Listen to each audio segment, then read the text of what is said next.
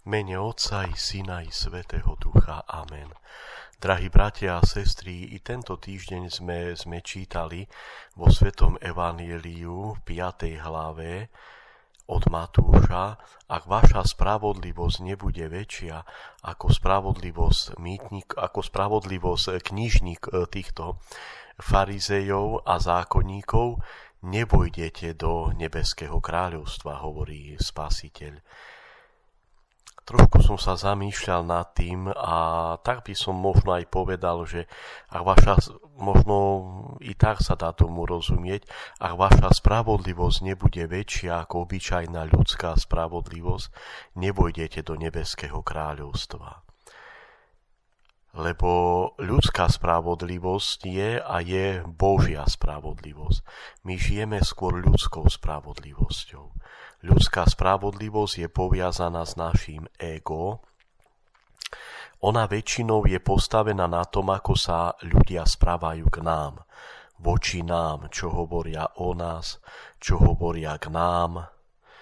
A Božia spravodlivosť je viac postavená na tom, ako ja sa správam k blížnym, čo my robíme pre blížnych, čo my vlastne dávame či nedávame blížnym.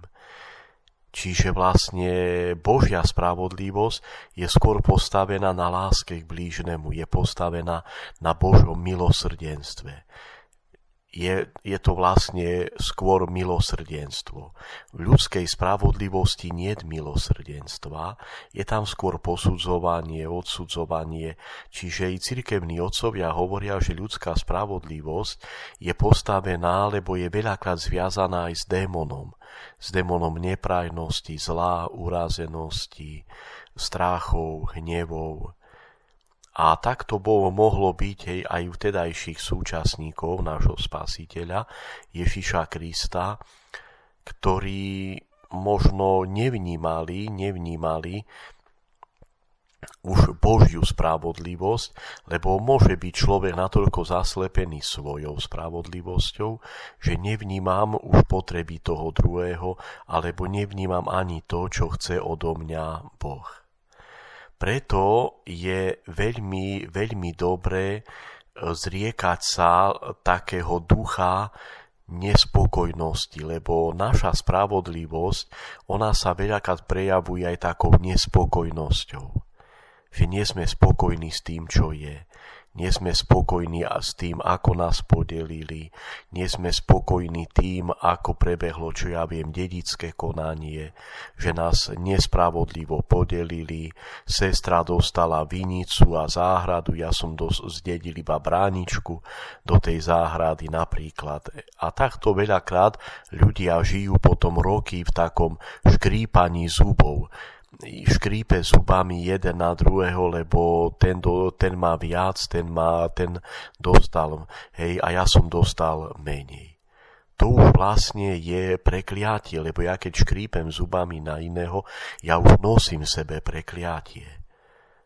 Či nie takým povedal Pán Ježiš, tam vyhoďte ho von, tam bude pláč a škrípanie zubami. Ono to začína už tu na zemi. Ja keď škrípem na blížneho, ja priťahujem na seba prekliatie.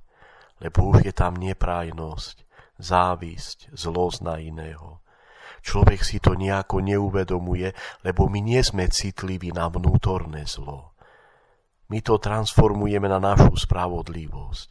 My sme citliví skôr na vonkajšie zlo. Kto tam čo povedal na našu adresu, kto tam čo urobil či neurobil, kto nás ohovoril v dedine. A veľakrát môj hnev na tú osobu je oveľa väčšie zlo, než skutok tej osoby voči mne.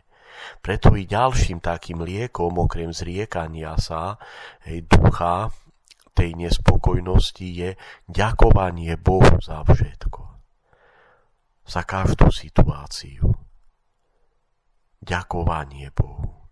Ďakujem Otcu i Synu i Svätému Duchu.